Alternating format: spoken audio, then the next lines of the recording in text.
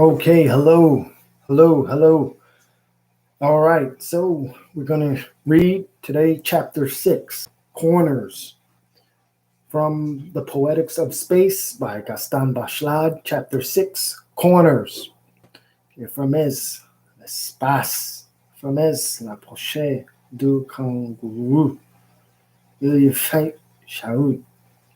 Maurice Bachelard. Close space, close the kangaroo's pouch. It's warm in there. 1. With nests and shells, I was quite obviously in the presence of transpositions of the function of inhabiting. My aim was to study chimerical or crude types of intimacy, whether light and airy, like the nest in the tree, or symbolic of a life rigidly encrusted in stone, like the mollusk.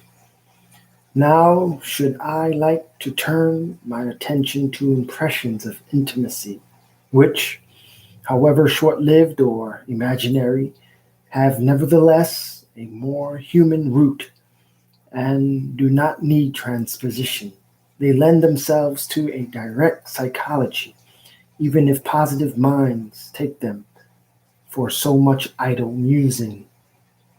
The point of departure of my reflections is the following.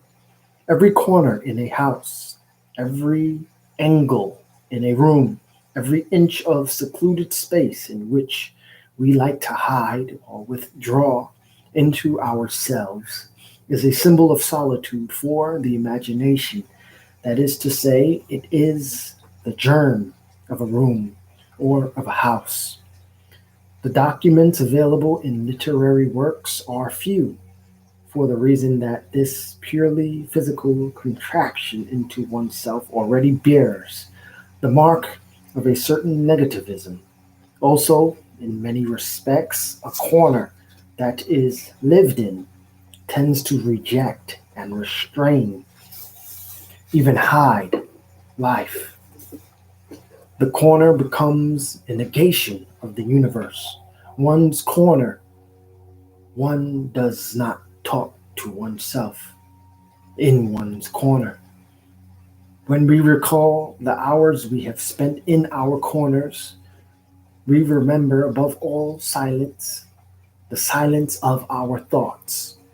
This being the case, why describe the geometry of such indignant solitude? Psychologists and, above all, metaphysicians will find these circuits of topoloanalysis quite useless. They know how to observe uncommunicative natures directly. They do not need to have a sullen person in a corner described to them as cornered. But it is not easy to efface the factors of place, and every retreat on the part of the soul possesses, in my opinion, figures of havens. That most sordid of all havens, the corner, deserves to be examined. To withdraw into one's corner is undoubtedly a meager expression, but despite its meagerness, it has numerous images, some perhaps of greater antiquity, images that are psychologically primitive. At times, the simpler the image, the vaster the dream. To begin with, the corner is a haven that ensures us one of the things we prize most highly, immobility. It is the sure place, the place next to my immobility. The corner is a sort of half box, part walls, part door. It will serve as an illustration for the dialectics of inside and outside, which I shall discuss in a later chapter. Consciousness of being at peace in one's corner produces a sense of immobility, and this in turn radiates immobility. An imaginary room rises up around our bodies, which think that they are well hidden when we take refuge in a corner. Already the shadows are walls. A piece of furniture constitutes a barrier. Hangings are a roof. But all of these images are over-imagined. So we have to designate the space of our immobility by making it the space of our being. In l'état de marcher, Noël Arnaud writes, Je suis l'espace où je suis. I am the space where I am. This is a great line, but nowhere can it be better appreciated than in a corner. In mein Leben ohne mich, my life without me, Rilke writes, suddenly a room with its lamp appeared to me, was almost palpable in me. I was already a corner in it, but the shutters sensed me and closed. It would be hard to find a more felicitous way of saying that the corner is the chamber of the being.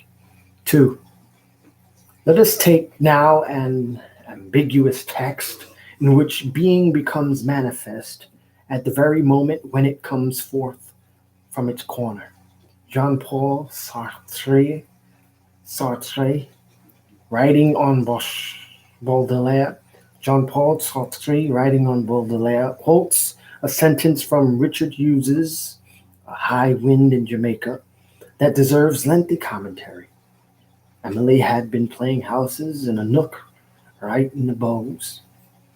It is not this line, however, that Sartre discusses, but the following. And tiring of it, she was walking rather aimlessly aft when it suddenly flashed into her mind that she was she.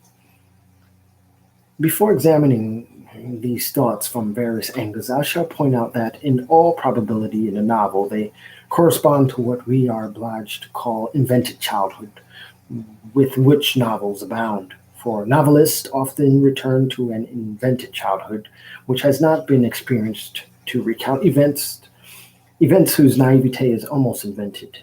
This unreal past projected through literary means into a time that precedes the story often conceals the actuality of daydreams, or of a daydream which would assume all its phenomenological value if it were presented in really actual naivete. But the verbs to be and to write are hard to reconcile. And yet, as it is, the text quoted by Sartre is a valued one because it designates topoanalytically.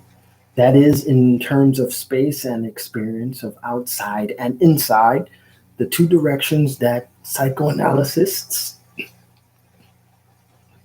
refer to as introvert and extrovert, before life, before the passions, and the very pattern of existence. The novelist encounters this duality. The lightning-like thought that the little girl in the story has found in herself comes to her as she leaves her house. Here we have a kojito. Here we have a kojito of emergence without our having been given the cogito of a being withdrawn into itself, the more or less sombre cogito of a being who first plays at making itself a Dutch stove, like Descartes, a sort of chimerical home in a corner of a boat. The child has discovered that she is herself in an explosion toward the outside, which is a reaction perhaps to certain concentrations in a corner of her being. For the recess in the boat is also a corner of being. But when she has explored the vast universe of the boat in the middle of the ocean, does she return to her little house? Now that she knows that she is herself, will she resume her game of playing houses? Will she return home, in other words, withdraw again into herself? One can undoubtedly become aware of existing by escaping from space. Here, however, The figure of being is related to a special concept. Therefore, the novelist should have given us the details of the inversion of a dream that led from home to the universe in quest of being. And since this is invented childhood, fictionalized metaphysics, the author holds the key to both domains. He senses their correlation. No doubt he could have illustrated otherwise this sudden awareness of being. But since the house preceded the universe, we should be told her daydreams in it, as it is the author has sacrificed, or perhaps suppressed, these corner daydreams and place them in the category of children's games, by which he more or less admits that the real things of life are the exterior ones. But life in corners and the universe itself withdrawn into a corner with the daydreamer is a subject about which poets will have more to tell us. They will not hesitate to give this daydream all its reality. 3.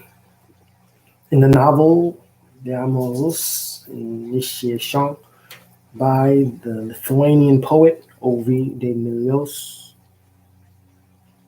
there is a passage in which the leading character, a cynically sincere figure who has forgotten nothing, is reminiscing.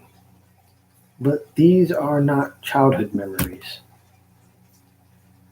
On the contrary, the entire work is set in the experienced present, and we are shown him in his palace, where he leads a fervent existence, setting aside certain corners to which he often repairs. As for instance, the little dark corner between the fireplace and the oak chest, where you used to hide when she went away. It should be noted that he did not wait for her in the vast palace, but in a corner reserved for gloomy waiting, where he could digest his anger at her faithlessness. With your bottom resting on the hard, cold marble floor, your blank gaze turned toward the make-believe sky of the ceiling, and in your hands a book with uncut pages, you spent many a delightfully sad hour there, waiting like the poor blockhead that you were. What a refuge for ambivalence! Here is a dreamer who is happy to be sad, content to be alone, waiting. In his corner he can meditate upon life and death, and as befits the heights of passion, to live and die in this sentimental corner, you told yourself. Yes, indeed, to live and die there. Why not then, Monsignor de Pinamonte? You who so love dark, dusty little corners? And all who live in corners will come to confer life upon this image, multiplying the shades of being that characterized the corner dweller. For to great dreamers of corners and holes, nothing is ever empty. The dialectics of full and empty only correspond to two geometrical non-realities. The function of inhabiting constitutes the link between full and empty. A living creature fills an empty refuge. Images inhabit, and all corners are haunted, if not inhabited. Milosz's corner, dreamer, Madame de Piemonte in his, on the whole, spacious den, between the chest and the fireplace, resumes his reminiscing. Here the meditative spider lives, powerful and happy. The past shrivels up and all but disappears like a frightened old ladybug. Ironic, cunning ladybug. Here the past can be recaptured and yet remain hidden from the learned spectacles of collectors of pretties. Under the poet's magic wand, one cannot help becoming a ladybug, or gathering memories and dreams under the elytra of this round this roundness of animals, but how well our little earth ball of red life hid its ability to fly. It escapes from its sphere as from a hole. Perhaps up in the blue sky, it too experiences sudden awareness that it is itself, like the little girl in Richard Hughes' novel. And we find it hard to stop dreaming before the spectacle of this little shell that suddenly starts to fly. Exchanges of animal and human life become frequent in Milosz's novel. His cynical dreamer goes on here in this corner between the chest and the fireplace. You find countless remedies for boredom and an infinite number of things that deserve to occupy your mind for all time. The musty odor of the minutes of 3 centuries ago, the secret meaning of the hieroglyphics in fly dung, the triumphal arc of that mouse hole, the frayed tapestry against which your round bony back is lolling, the gnawing nose of your heels on the marble, the powdery sound of your sneeze, and finally the soul of all this old dust from corners forgotten by brooms. But except for such corner readers as ourselves who will continue to read about all this dustiness, someone like Michel Myers, perhaps, who tells of having picked the dust from the cracks in the floor with a pin. But I repeat, not everybody will admit to these things. Yet in such daydreams as these, the past is very old indeed, for they reach into the great domain of the undated past. By allowing the imagination to wander through the crypts of memory without realizing it, we recapture the bemused life of the tiniest burrows in the house, in the almost animal shelter of dreams. But against this distant background, childhood returns. In his meditation corner, Milosz's dream questions his conscience. The past rises to the level of the present, and the dreamer finds himself in tears, because already as a child you lived the eaves of chateaux and corners of dusty old libraries, and you read avidly, without understanding a word, falsely learned volumes on the privileges of the Dutch. Ah, you rascal! What delightful hours you used to pass in your rascality in those nostalgia dreaded nooks and corners of the Palazzo Marona. The time you squandered there trying to get at the heart of things that had had their day. With what joy you changed yourself into an old shoe, picked out of the gutter, saved from being swept out with the rubbish. Just here we can come to an abrupt halt, break up the daydream, and lay aside our reading. For who is prepared to go beyond the spider, the ladybug, and the mouse, to a point of identification with things forgotten in a corner? But what kind of daydream is this that can be broken up? And why break it up for reasons of conscience or good taste or through disdain for old things? Milosz does not break it up, and when guided by his book, we ourselves dream beyond it. We share his dream of a corner that is the grave of a wooden doll forgotten last century in this corner of the room by some little girl. No doubt one would have to sink into profound daydreaming to be moved by the vast museum of insignificant things.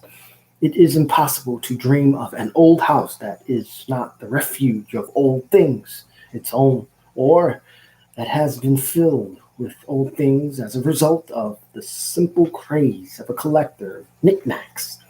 To restore their soul to corners, it is better to have an old slipper or a doll's head like those that attract the meditations of Milosz's dreamer. The mystery of things, the poet continues, little sensations of time, great void of eternity. All infinity can be contained in this stone corner between the fireplace and the oak chest. Where are they now, I ask you? All those marvelous spidery delights of yours, those profound meditations on poor, dead little things. Then from the depths of this corner, the dreamer remembers all the objects identified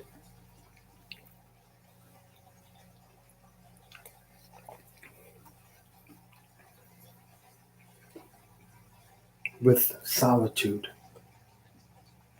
Objects that are memories of solitude and which are betrayed by the mere fact of having been forgotten, abandoned in a corner. Remember the old lamp that greeted you from far away through the window of your thoughts, its panes burned by suns of other years. From the depths of his corner, the dreamer sees an older house, a house in another land, thus making a synthesis of the childhood home and the dream home. The old objects question him. What will the friendly old lamp think of you during the lonely winter nights? What will the other objects think of you, the ones that were so kind, so fraternally kind to you? Was not their obscure fate closely united with your own? Motionless, mute things never forget, melancholy and despised as they are, we confide in them that which is humblest and least suspected in the depths of ourselves. What a call to humility this dreamer heard in this corner. For the corner denies the palace.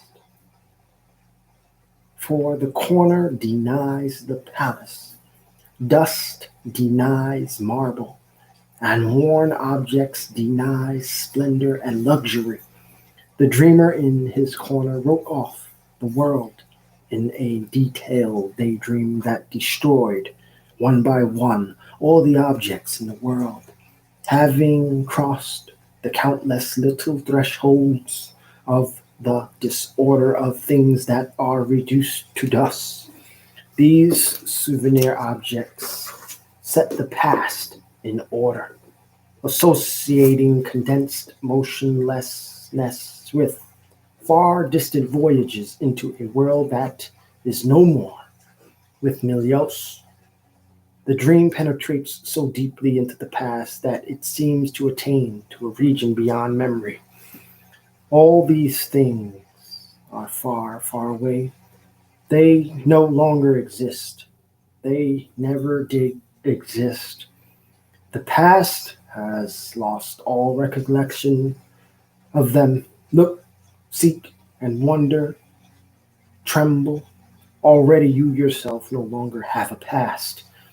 Meditating, meditating upon certain passages of his work, one feels oneself carried away into a sort of antecedence of being, as though into a beyond of dreams.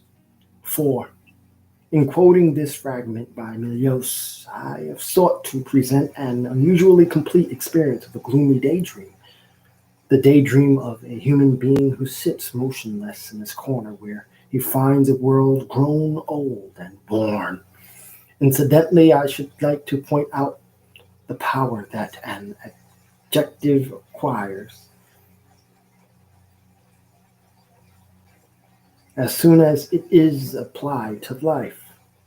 A gloomy life or a gloomy person marks an entire universe with more than just a pervading coloration. Even things become crystallizations of sadness, regret, or nostalgia.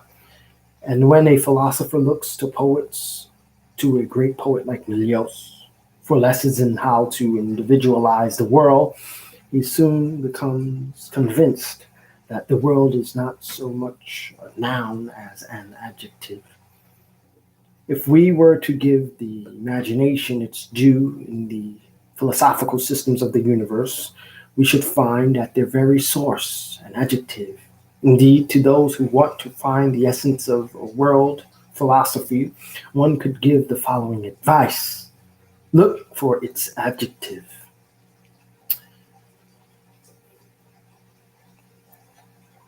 I'm missing pages 162. I'm missing pages 162 and 163. So I'm going to go from the bottom of page 162 and immediately to the top of page 165 for those that are following along. My apologies. 5.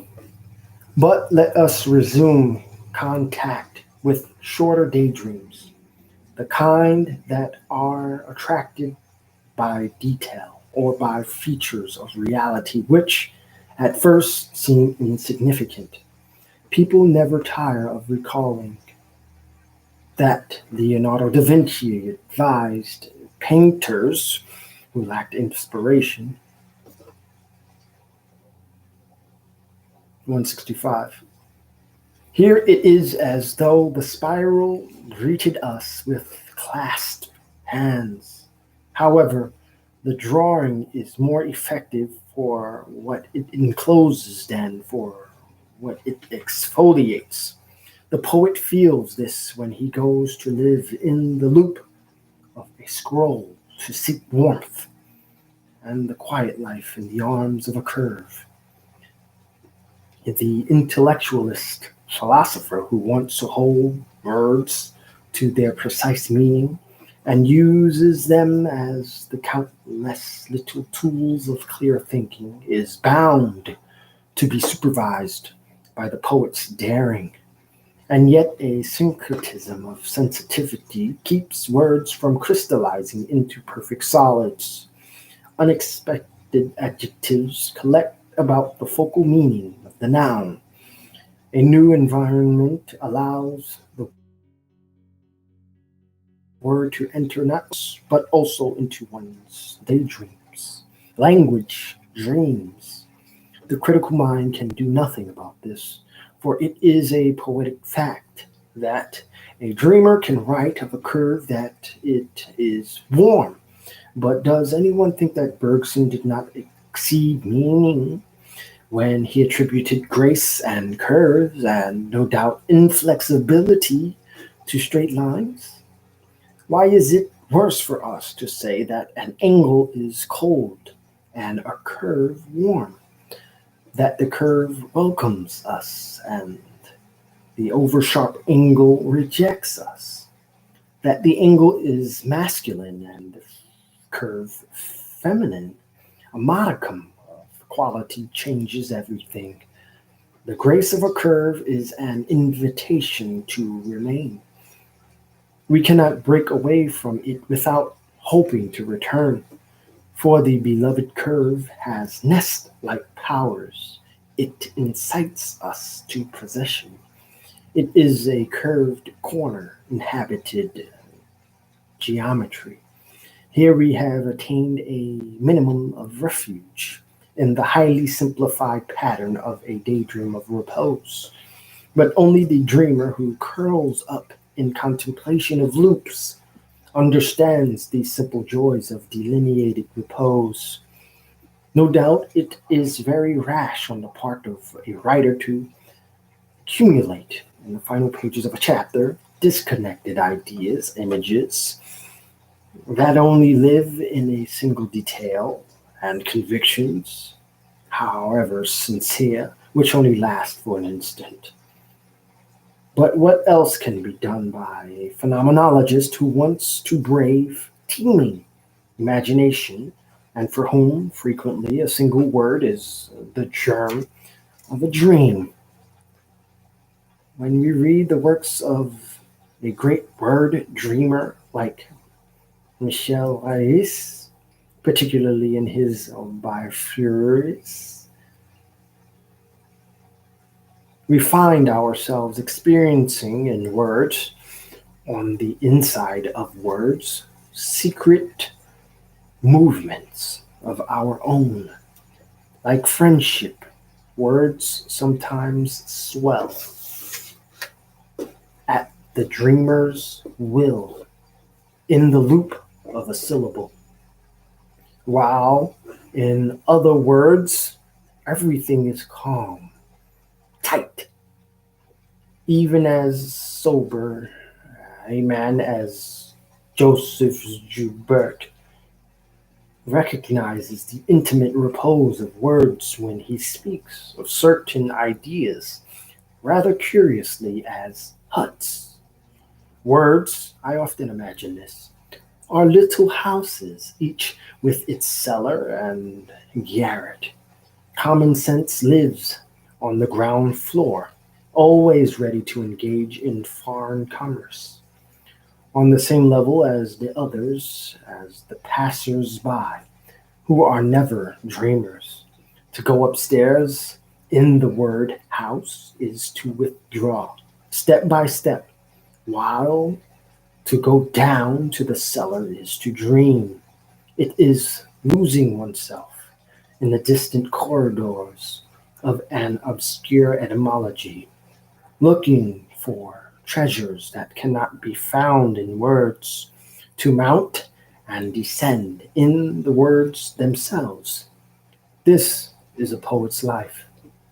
To mount too high or descend too low is allowed in the case of poets who bring earth and sky together. Must the philosopher alone be condemned by his peers always to live on the ground floor?